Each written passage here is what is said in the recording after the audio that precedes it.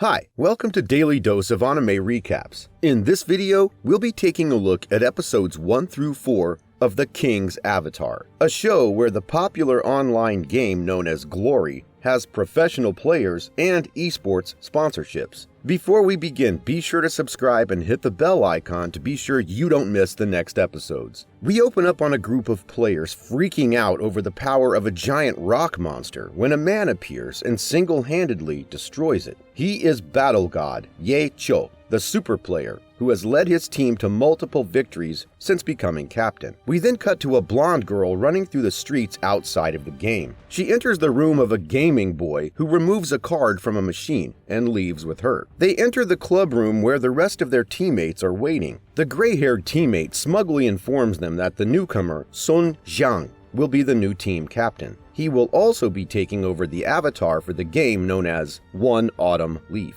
The blonde girl gets angry, but Ye Cho puts a hand on her shoulder to silence her. Sun Xiang snarkily tells him to hand over the card, which contains the avatar, so that he can return the battle god to its former glory. As he tries to take the card from Ye Chao does not let go and asks him if he truly loves the game, because if he does, he should be playing for glory instead of to show off. He releases the card to Sun Xiang, and the gray-haired teammate tells him that they have not prepared a new avatar for him, and that he will simply be a sparring partner for now. But Ye Chao tells them to just terminate his contract with the team. The blonde-haired girl asks him to reconsider, and the gray-haired teammate, oozing with insincerity, tells them they do not want to be cruel after all the help he has given them, so he asks if Ye Chao would consider negotiating a settlement. They want him to officially announce his retirement, which would mean he could not play for a full year. The blonde girl, who is named Nu Shin, protests, but he simply notes that they have been planning this for a long time and signs the contract. Later, Nu Shin asks him why the club would do this to him when he was the top player, and he affectionately pats her head and explains to her that the club has become commercialized and he has nothing to do with money, so they had to replace him. She begins to cry and he walks away,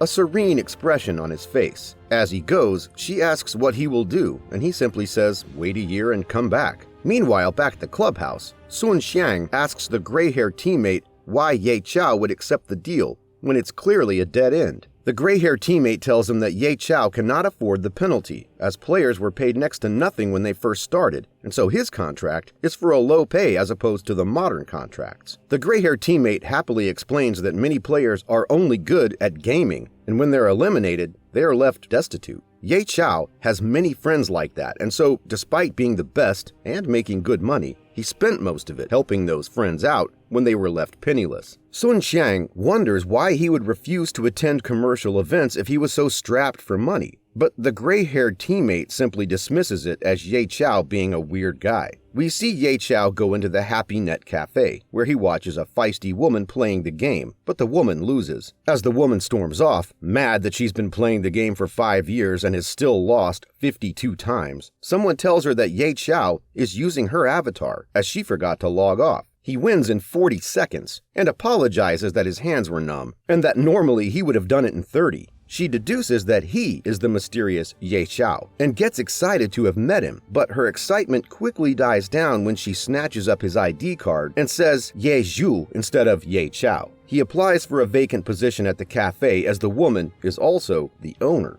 She says she will hire him if he can beat her, but he says he no longer has his avatar. She reminds him that the new District of Glory is coming out, so he can start fresh. He puts in his player card, which is a first gen. She says she's been playing for 5 years and that makes her a veteran, but he has been playing for 10 years. She realizes in that moment just how much he loves the game. She says they'll pull an all-nighter together, as he needs to be able to stay up all night to be night manager. And then she gives him money to pick them up some snacks. The cafe is packed as people prepare for the new district to start, and when it does, Shen Guo, the owner, makes fun of him for reading the beginner's guide. She starts to gush about how Ye Cho is her idol along with Nu Shen. He tries to tell her that he is Ye Cho, and she doesn't believe him. He starts the game and slogs through a bunch of beginner quests until he finds an item called the 1000 Chance Umbrella and begins having an emotional flashback to when he first started playing the game 10 years ago and how excited he and his friends would be to rush home and play and get new equipment. He finds an umbrella weapon which is only a level 5, but he promises the new weapon that he will level it up soon.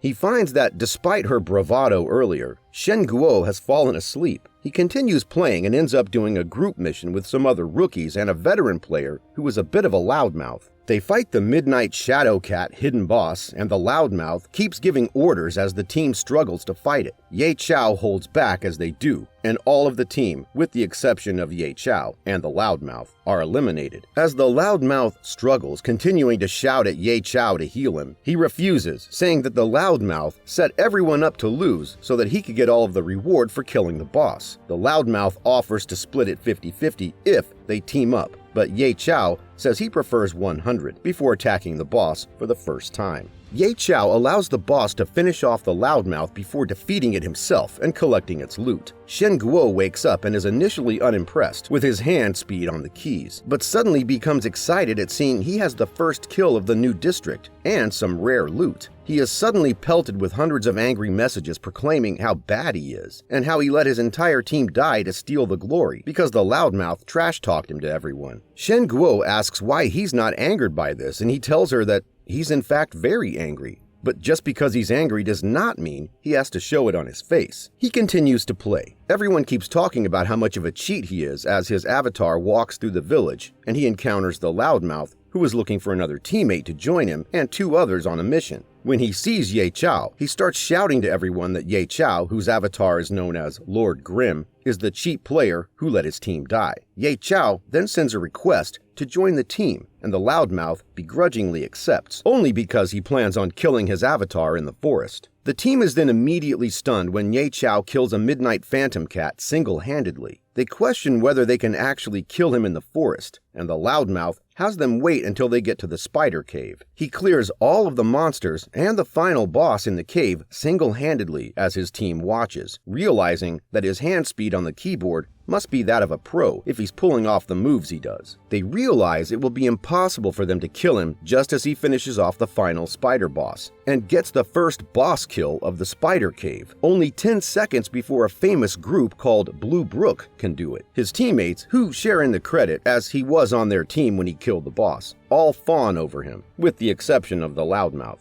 The loudmouth tells him that he'll catch up to him soon enough, but the Spider Lord, the hidden boss of the cave, appears. They ask him if he can handle it by himself, and he says he needs something first, looking smugly at the loudmouth. The team vote him as captain, and the loudmouth hands over the captain's badge. He attacks the Spider Lord, issuing orders to the other teammates, humiliating the loudmouth, who he refers to as Little Moon in the process. By working as a team and following orders, they defeat the final boss. Blue Brook is angered that Ye Chao's team keeps winning, and one of their leaders, Blue Rain, smiles to himself as he takes note of Lord Grim, wondering who he is with that kind of skill. Ye Chao gets dozens of friend requests from Blue Rain. He accepts, and Blue Rain invites him on a quest. They begin haggling over what reward he will get for joining the quest, and he says he wants special items, all of which Blue Rain agrees to give him until he requests 8 white wolf fangs. Blue Rain tells him that's asking too much. He counters by adding more onto that, which eventually Blue Rain agrees to. The next day, Shen Guo comes in and is shocked at his progress. He finally needs to get some rest, and she brings him to what is essentially a closet with a bed in it and looks embarrassed, but he immediately passes out. When he wakes up, he finds everyone staring sadly at a broadcast of his gray-haired former teammate announcing his retirement. He has flashbacks to his days as Autumn Leaf,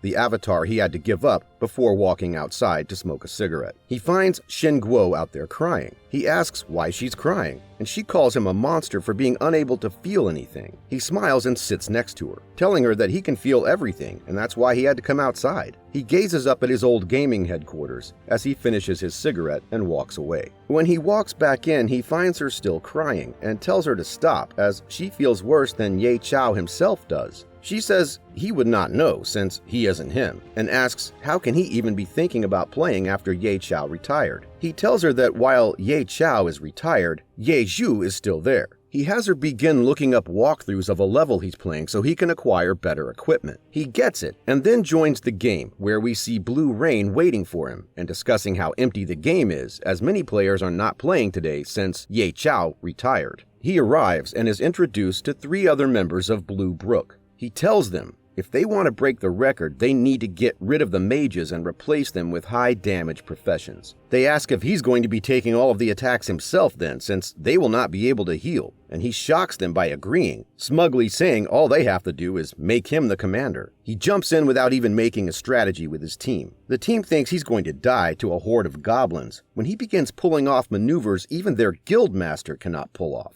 He then starts issuing orders and the team wipes out the horde with ease, breaking the record thanks to his skill and strategy. Blue Rain trash talks some other skilled players for having their record broken until Ye Chao leaves the guild, and then they all make fun of him, as they all know it was his skill that won it, not Blue Rain's. He returns to find Shen Guo sleeping on the couch and covers her with a blanket before passing out in his room. The next afternoon, which is morning for him since he stays up all night, she gives him some food and excitedly heads out, making him wonder if she's meeting a boyfriend. In actuality, she was meeting her friend Tong, who she brings back to play for her against an expert. Her hand speed is high enough to even impress Ye Chao. Shen Guo asks her why she won't play Glory herself. Tong says that it's too simple. This stops Ye Chao in his tracks, and Shen Guo, realizing that her friend may actually start playing Glory if she has a challenge, has Ye Chao go up against her since he beat a warlock in 40 seconds. He asks her if she wants him to intentionally lose, but she tells him to try to win first. He bets a pack of cigarettes against Tong, and she puts down the equivalent in money. They begin, and Tong is caught off guard by the unorthodox versatility of his umbrella weapon. The crowd that had gathered thinking Tong would crush her opponent is now realizing that this is the real Lord Grimm, famed player of District 10. He defeats her and tells her that while she has quick hands, she does not know the game, and that's why she lost. He tells her that if she wants to win, she'll have to practice more. He tries to take the money and leave, but she challenges him to double or nothing. He beats her again and again and again as the stack of money piles up until tears are streaming down her face. He eventually calls it, telling her that he doesn't want her to lose her shirt as well since he has taken all of her money. He informs her that while there are a few out there faster than her, there are many who are better. Shen Guo yells at him and hugs Tong, telling her with her hand speed if she played enough, she could rule the game. He smirks and tells her that it's not about hand speed, as the game is not that simple, which throws her own words back in her face. He tells her that he'll consider the money he won a school fee and come to him anytime. As he leaves, Tong asks Shen Guo to set her up a Glory account. She vows to defeat him with it. The next day, we see them all out to eat. Shen Guo asks why Tong isn't eating and then realizes she's making a Glory account. She chooses to be unspecialized, just like Ye Chao. We then cut to people talking about the strange weapon that he uses. It's self-made, which is what makes it so powerful. Tong theorizes that the reason he's unspecialized is so he can use that weapon. She thinks about becoming a battle mage because she remembers Shen Guo always talked about Ye Chao's avatar, Autumn Leaf. She has tons and tons of guide files for being a battle mage, and Ye Chao says he can help her since he knows everything about being a battle mage. Shen Guo rebukes him, saying he's a bad teacher and they don't need him, as they have the guides written by Ye Chao himself. Ye Chao laughs and tells them that those were written 9 years ago, and he will have to update them as they will not help a modern player be a battle mage. The next day, Tong is in the novice village, and Ye Chao goes outside to smoke. As he does, he hears people talk about a wild boss that appeared, that the 3 great guilds were all planning on trying to kill. A newer player, who is quite skilled, is attacking the boss, as the 3 great guilds hide and wait. The problem is, if they attack, they risk being attacked from behind by the other 2 guilds. The newbie player ends up making a mistake, attacking with the wrong attack, and the boss's attacks become more fierce. Just before it can kill him, Ye Chao shows up and attacks the boss. He has the newbie add him to his party and continues his attack on the boss. Members of the 3 great guilds begin to laugh at him, saying that even though his attacks are powerful, he's still not as powerful as them, since his team is all noobs. He begins issuing instructions, patiently giving corrections and tips when the brawler, who is the team captain, screws up. He notes that the captain is a fast learner as the team begins to coordinate their attacks effectively. As the 3 great guilds realize what's happening, they all start issuing offers for him to join them, bidding on what they will offer. He ignores them all, and they put aside their differences and charge, ready to wipe him and his new team out. He tells his new team to move away as he's activated the boss's ability ability, which summons a horde of undead. The horde attacks the three guilds as Blue Rain asks where the boss went. He's informed that Ye Chao lured it away, leaving them to fight the hordes. Ye Chao and the Brawler lure the boss to where his first team with the Loudmouth is waiting. The three great guilds, now clear of the horde, rush to kill the boss before he can, and he tells his team to move faster as they attack. He finishes it off, and the group gets credit for killing it, humiliating the three great guilds. He and his team exchange pleasantries before he gets a message from Blue Rain, asking him to play the Frozen Forest level again, but he says that he already has an appointment with Tyrannical Ambition, another of the three great guilds. As he gets up, he receives a notification that a team known as Excellent Dynasty has just broken his record in the Frozen Forest.